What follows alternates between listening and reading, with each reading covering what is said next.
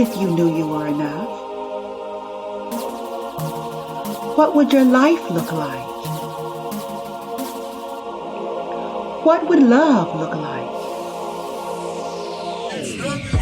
This is the Enough Factor broadcast, where we're redefining what makes you enough in life and in love. Now here's your host, Suzette Bernard. Hello, podcast listeners, enough warriors of all ages, stages, and cultures. You are the reason I exist, and I appreciate the awesome pleasure to serve you with my voice. My name is Suzette Bernard, and welcome to the Enough Factor podcast. It's season 2, and my mission is to raise the bar from enough to more than enough. Here to help me is my special guest, theater and film actress, Germôna Sharp. But before I introduce her officially, I want to give a hearty welcome to you if this is your first time, and tell you just a little bit about this podcast. It's built on 3 factors. I call them 3 critical factors of enoughness: your voice, your value, and your vision. In helping you to redefine your enoughness, I hope is that you'll hear the sound of your own voice, realize your own value, and get clear about your own vision. As a result, you'll experience life and love in a brand new way. So again, I appreciate your stopping by. And now, let me tell you about my special guest. Originally from Pittsburgh, Pennsylvania, Germôna Sharp has always had entertainment in her blood. With a grandmother who is also an actress in LA, and a grandfather who is a singer and actor in Atlanta, and both sides of her family being lovers of entertainment, it was only right that she took her chance at being center stage. She has been singing since she was 3 years old and acting since she was 12, with her very first acting role being in her high school production of For Colored Girls. She has graced the stage in many different theater productions, such as Blood Done Sign My Name, Sister Act the Musical, Caroline, or Change the Musical, Still Magnolias, and many more. She is also a film actress and works closely with an up-and-coming production company in the North Carolina area, East Day Entertainment. With everything that comes along with building and growing in her craft, she has had trials in her journey. She knows that everyone has their difficulties and wants to let people know that they are not alone. She wants her legacy to be that of an all-around entertainer, but also someone who was okay with knowing that every day is not a cakewalk, and it sure isn't. That is one reason she created her Lamont Cliff Foundation for Science and Technology and wants to give back to her community and others. So join me in welcoming to the Enough Factor podcast virtual stage, Germôna Sharp. Welcome, Germôna. Hello, thank you. I am so glad you're here.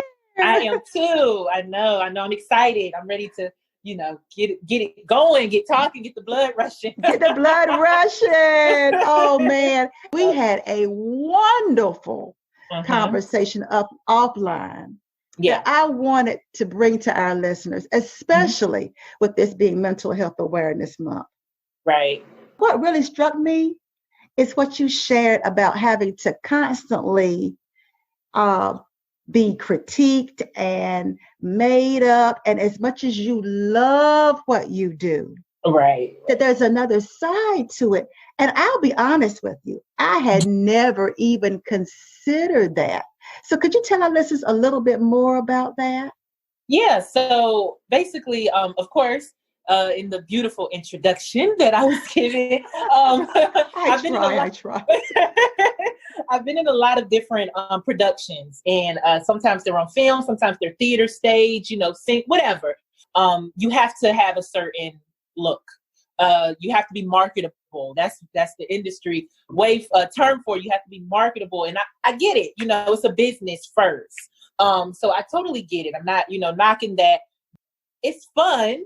I love to play in makeup. I love to play in clothes. I love to play in heels and in different wigs and things, because you're in love with what you do, right? Mm-hmm. So you do it, and you don't complain about the things that come along with it. And you feel as though if you do complain, you don't appreciate it. And then you go back to like, well, no, I do appreciate it because I love this. I wanted this. This is what I want to do. So I have to take the good and the bad. Constantly you're being critiqued. Constantly you're being looked at in a certain way where it's just like, well, is it good enough? Was my lips the right color? Was my hair in the right style? Were my clothes correctly placed upon me? Like, and a lot of times you get into your own head, and it becomes your own little prison. You placed yourself there because you didn't give yourself the permission to say, today I'm just feeling crabby. Like, today I'm just not with it. Today, not today. I get it, but today is not my day. In doing that, a lot of times you feel like, well, maybe I shouldn't do that because then I'll be looked upon as ungrateful, or I'll be looked upon as someone who doesn't appreciate the craft, someone who shouldn't be here, because you don't appreciate all these things that come with it. And it's not that, it's just that sometimes you're tired. Sometimes you're hungry. Sometimes you have things going on in your life, your personal life, that are just on you, and you just want to not focus at all. Sometimes You want to sometimes it's unplug. like, well, yeah, like sometimes you just like, I just don't want to do none of that today. I don't want to think. I don't want to think for nobody else. I don't want nobody to think for me. I don't want nothing. I just want to be here. I just want to be, just leave me alone. I just want to be left alone, and I just want to be. And a lot of times the way that you show it outward, you express it outward, people don't understand. They go on the defense, and then that creates another thing that you have to think about. And it's kind of like now you're censoring yourself, and that becomes another thing for you.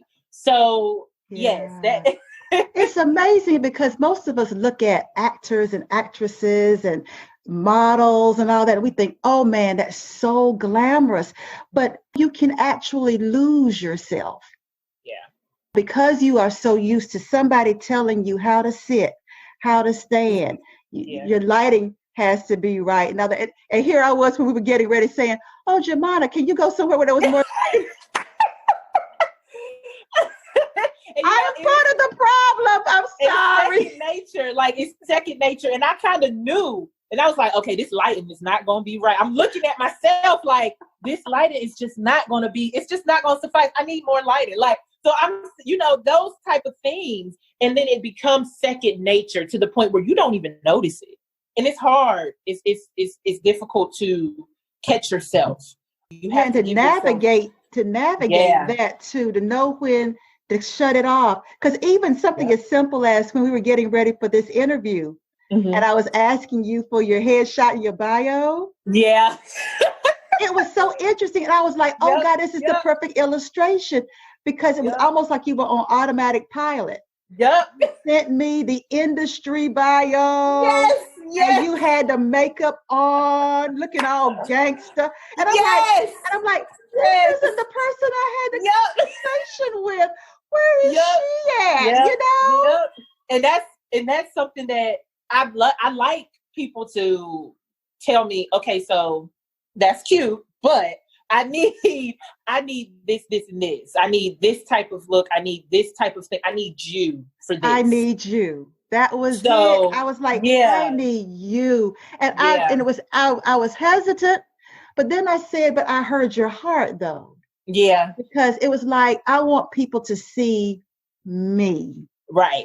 Playing in makeup, playing these roles. Yes. That's all well and good in their place. And I absolutely love it. Yep. But not at the expense of people seeing me. But isn't it interesting? Because if you are doing something over and over and over and over and over again, it does become a fight to hold on to yourself. And you have to sit down and think, oh, well, wait a minute, I'm under here somewhere. And that was one of the reasons why I was like, oh my God, this is going to be such a great discussion. Because of this, you had gone through depression and some other challenges. Can you talk about that a little bit? Right. Yeah. So like you said, I'm originally from Pittsburgh, PA. I went back to Pittsburgh for college. I was up there by myself. Even though my family was up there, my mother was up there. We didn't have the best relationship. It's very different now, right? Mm-hmm. Thank the elders and thank the Lord, and come a long way in its progress, and I appreciate it. But I went up there, and for 2 years, didn't have a job. I was staying with my aunt, and it was an aunt. She was an aunt, but she was like a friend of the family. So she knew my grandmother. And that's how, they were like sisters, but it wasn't comfortable for me, but I did it because in the back of my mind, I'm thinking I didn't come up here for nothing. I came up here to accomplish something. That number one thing was to get a degree. I did that, came back and had this breakdown, like it was just, I was just like, I didn't feel defeated. I didn't feel worn, but it was just like, I had this bad thing on me, and it was because I felt isolated. I felt left. I felt abandoned by close friends, by family. I felt that people, like when I was younger, I was bullied very badly. So a lot of that came back. So with that, I did I was doing a lot of different things, to kind of like make up for it. So I was dressing better. I was spending money, dressing better. I was doing, being loud. I was doing things that like really wasn't the way I was raised. I knew better than that. But because I had to be the freshest, I had to be the flyest, I had to have my hair done, I had to be on the scene. I wanted people to know who I was. Like when you see me, you already know what it felt like. I needed that. And when I came back to North Carolina after I graduated, it was bad. I was finding my way, which is normal for someone in their early 20s and things like that. Just you're finding your way. That's totally normal. That's normal. I thought I was supposed to have it all together. Like, oh, I just got a degree. I'm good. As soon as I get back to North Carolina, a job is waiting for me. I'm good. No, ma'am. It did not work like that. I soon learned. I did have a lot of different things come into my life that were blessings. I got a lot of different offers. I got a lot of different opportunities. And even though short-lived, those things taught me, now that I reflect on it, it taught me how to get through certain things and how to be better. So when I came back, I had a little spell, like it was depression. It really was. And it was because I thought I was supposed to be something. I thought I was supposed to be more than what I was. And what I was already enough. I am that. What I'm thinking, I am that. Like I am that. And I didn't see it. I didn't see it in me. One thing that I let fall off that I will never do again, and that I kind of regret it, but I don't regret, is that I stopped performing. I stopped singing. I stopped trying to go for what I wanted to do, whether it be a little bit of time, like a hobby, or whether it be full time. I just stopped. Wow. And that was not healthy. Yeah, I stopped, and I was looking at things, and I was looking at people who were out here singing, acting, and I just was like, I want to do that. And I was not taking any effort to find out how to do it either. So that was another thing that was on me. Like I didn't even try to find out how to do these things that I wanted to do. I was scared of losing, of not having money. I was scared that I would be broke and just like I wouldn't have anywhere to stay or anything like that. None of that would have happened, but I also didn't express these things to these people. Right. So all of my, insecurities, all of my fears of losing money, not having a job, not being able to go, like all of that stuff was pounding on me, and I just was letting it eat, like devour me, becoming more depressed. Yeah. So I met a lot of men. We ain't gonna talk about them. We're gonna talk about, inquiring minds want to know. Right? When I say certain things, I'm not saying that these things are just, oh my God, once in a life. These are things that are normal. These are things that everybody go through this. Every woman or every man has had those people or that person that they were just like, I don't know what I was thinking when I dated you. Yeah. And that's just what it was. So I've had a lot of those, and being young, of course you test the waters and you think you know it all and you think you found the right person, and that's not the case. So I tested the waters. I drowned. So but I thank God for those lessons as well. But I met someone 2 or 3 years ago. We're still best friends, and we ended up moving in together. And he told me, he was like, I was thinking about acting. I was having a discussion about acting and just wanting to do all these things that I used to do. And he said, so why don't you do it? Like, that's exactly what he said. He looked at me and said, why don't you do it? And I couldn't answer him. I could not answer him. I was always, before this question, I was always angry. I always had an attitude, bad attitude, for no reason at all. I always would just, lash out. There would be arguments that me and, he's now my ex-boyfriend, but he's my best friend. It would be arguments that we had, and I would just be so angry with him. And it wasn't him. It wasn't me being angry with him.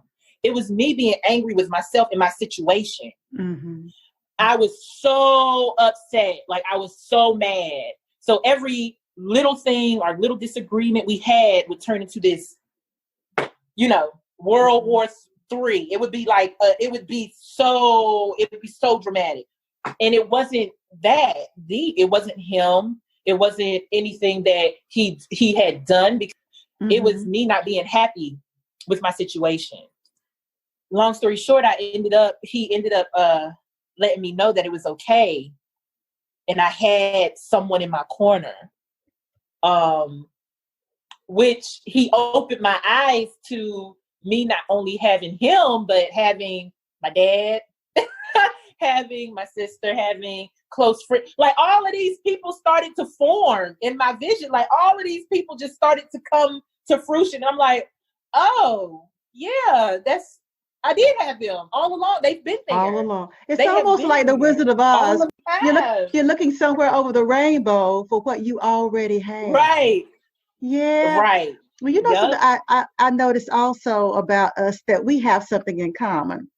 We both grew up in music with talent at a young age, because you said at 3.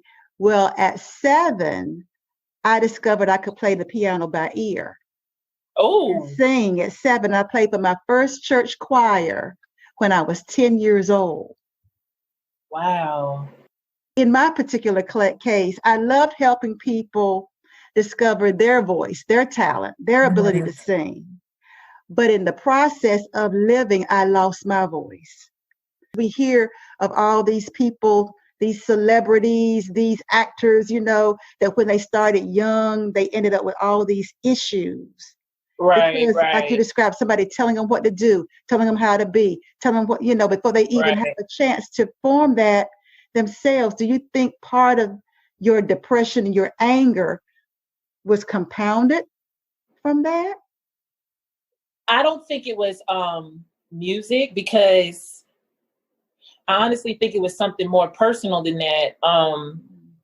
It probably was, I think it was for me, when I think back, a lot of times it was the things that I've heard said about me or the things that were just said to me, straight to me. And music or acting or entertainment was something that I turned to because I wanted to just be them. I wanted to be that person. I didn't want to be me because everybody over here is saying that I'm not good enough. Everybody's saying that I'm ugly. I got big lips. I got a big nose. I got this. I got that. I got nappy hair. That was who I was. That's who I constantly heard I was. So I came over here to music and to acting and to entertainment because I was like, well, I would love to be them. I would love to be that. I would love to, and so I would sing and I would write and I would, do things because who I was told or who these people were telling me I was not pleasing.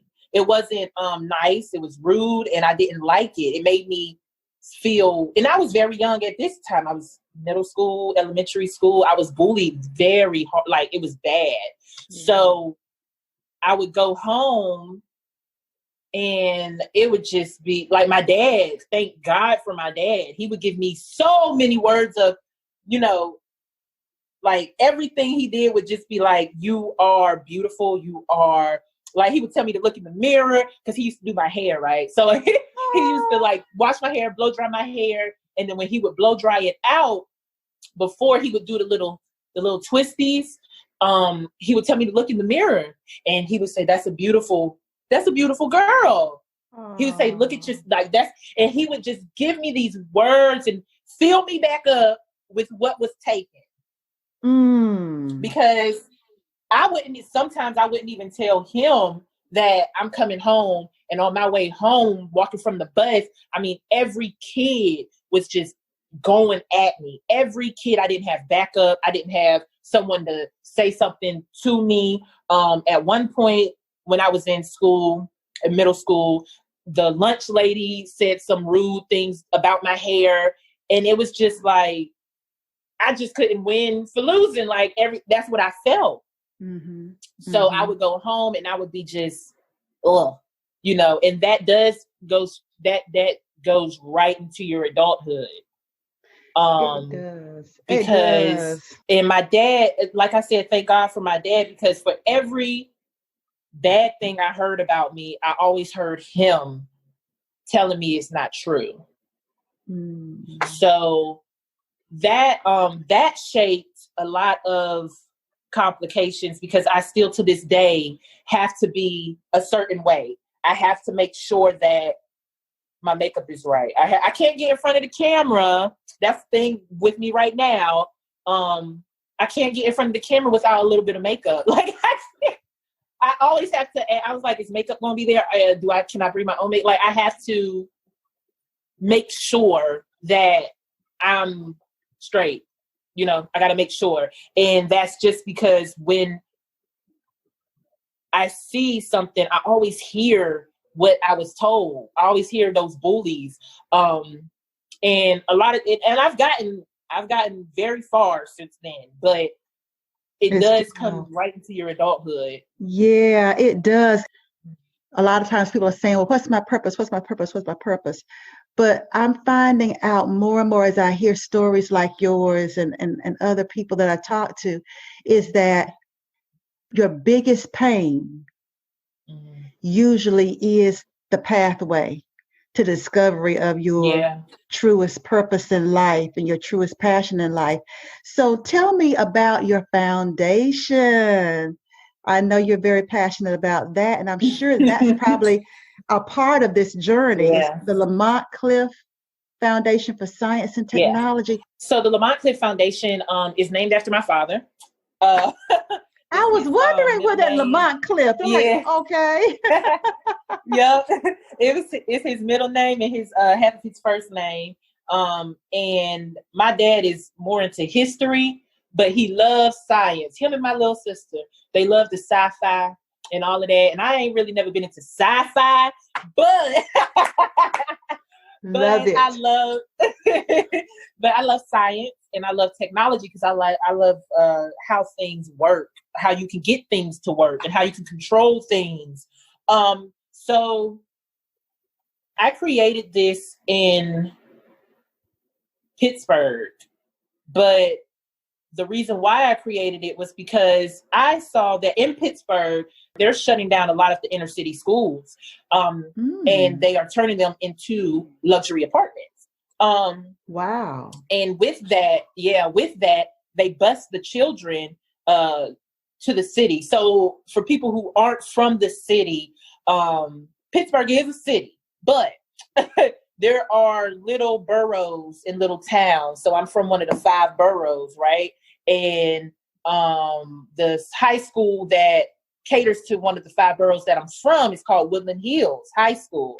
My father went there, my mother went there, my sister went there, brother went there, everybody went there, right? But there are other high schools. There were other high schools because everybody doesn't live within the distance. So, but those high schools were shut down.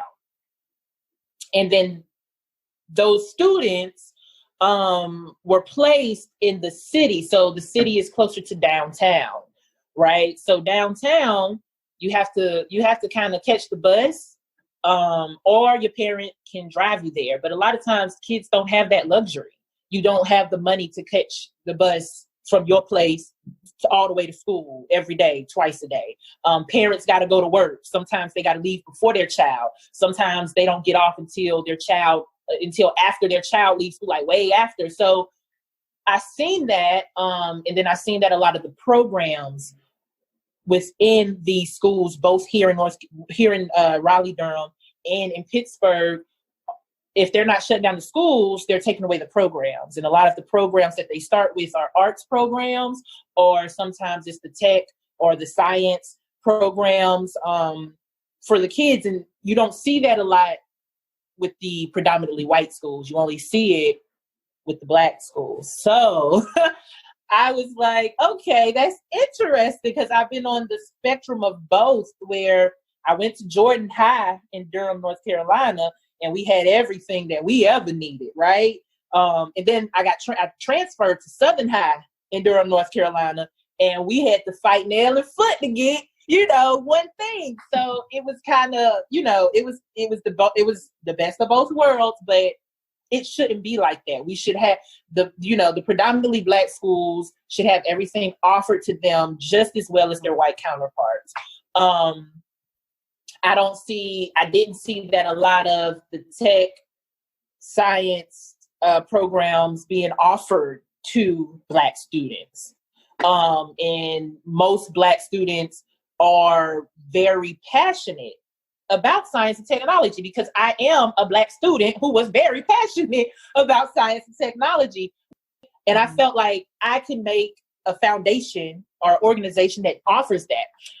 A lot of it relates to acting. If you want to be on the soundboard, if you want to control the light, you want to be a sound technician, a light tech, all of that requires technology and science. Now, like, you have to know a little something in order to control all of those things. So, I felt like that my organization would be a perfect place to start that. That is so good. I'm sure your father is so grateful to have a foundation like that bear his name.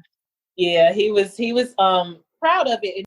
My whole goal is to help nationally, to help children. I want to help nationally. I want to put children in school. I want to give children the tools they need in order to progress in this field of science and technology. Yes, we do like science, and we do like technology. So I just kudos for all of that. And as we're getting down to the end of the interview, I want to give you an opportunity to talk about what you want the takeaway of people listening to our conversation to be, as well as what you have going on that you want people to know about. Okay. So the takeaway I want people to know is that there's balance. There has to be some type of balance, right? You can't have it. Everything can't be good. good. I know it sounds good, and I know you've been there, so it looked good too. But everything can't be good because you will never know. You'll never tell the difference. You'll never know the difference without the bad. I'm grateful for the good and the bad because it's balanced. That's what life is about. Life isn't supposed to, you're not born and then life's like, okay, I'm going to take it easy on her. I'm going to take it easy on him. That's not life. Life is supposed to throw things at you because life is not a nice person. And it wasn't meant to be nice to us. It was meant to teach us, show us. When you experience your bad, that's okay to not be okay. It's about a fight. You just got to fight and also know while you're fighting, you're not alone. And you can always ask for help as well, because I'm sure, yes, asking for help. You don't have to be the Lone Ranger. You don't have to, because I think sometimes we send the message that, okay, I got this. I can figure it out. I can read enough books. I can pray by myself. I can do all those things. But if I'm hearing you correctly, it's like, life is going to have its ups and downs, and you're going to feel crappy, but you are not alone. That there are people out here who are rooting for you. There are people out here who have stories that they can tell you how they overcame and what they did and all that. So now what you got down the pipe, Miss Germôna, actress, wonderful person with the foundation and all that. What you got coming up? What you got coming up? So I was supposed, before Corona, I was supposed to be I was supposed to be auditioning for Broadway. But Corona happened and we had to stay home. So we stayed home. Couple of things coming. In June, I have a play that I'm part of from Burning Coal Theater called A Courting. And it's a physical theater play. We are taking all precautions for the coronavirus. We're making sure people are 6 feet away. We are adjusting in the theater world, in the entertainment world, period. And then I have some music coming after my show, after the recording. So that'll be probably late July, early August. And then I also have another show called Maran Saad. We're going to pick up a little later in July, and we're going to only do probably 3 shows. We're only going to do 3 shows because we have to do them before August. So, so I have that going on. Of course, the Lamont Cliff Foundation. Right now, we're doing a campaign right now called Lunch is on Us, where we are providing $20 gift cards to a restaurant of your choice for essential workers, just as a thank you. So we choose 2 people every week. So we're going to need 2 more people this week and then 2 more people next week. So 2 people this week, 2 people next week, $20 gift card to a restaurant of your choice. And it's just a thank you.